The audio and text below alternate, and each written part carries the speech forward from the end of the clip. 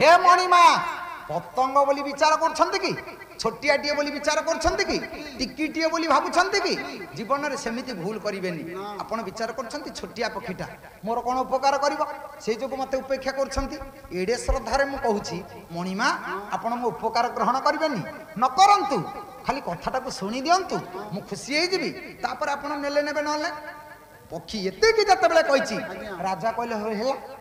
तू जदि मन दुख करूछु ताले कोन उपकार करिवु मते टिके कह सेठी हंस कहूची मणिमा छोट कागु विचार करिवेनी छोटिया कथा बड़ काईकी सत्य जुग रे केडे केडे ब्राह्मण जाइथिले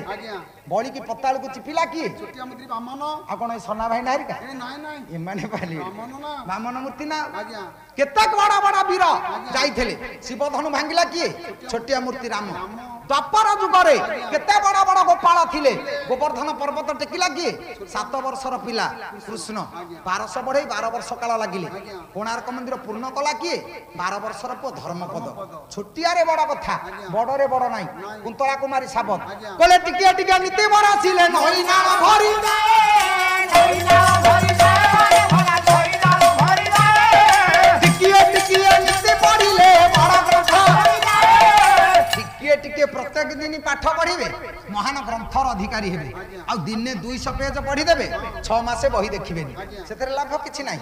प्रत्येक दिन जदि अल्प अल्प वर्षा हबो नदी नाळ पूर्ण हबो आ दिने कचाड़ी दबो 2 घंटा गोटाए असडा आ तापरे वर्षा नाही सेतरे लाभ नाही तेनु छोटिया रे बड़ कथा बड़ रे बड़ नाही पोचा दहीरु घियो खीरारु नुह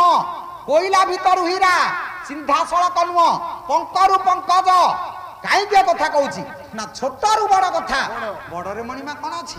हे कीर्तिपति नरपति महिपति हे राजन मते एते कि दया करंतु सुनिबा पर्यंत मते टिके सुजोग दियंतु मु सुनी देले खुशी हे जी ना ताले ठीक अछि कह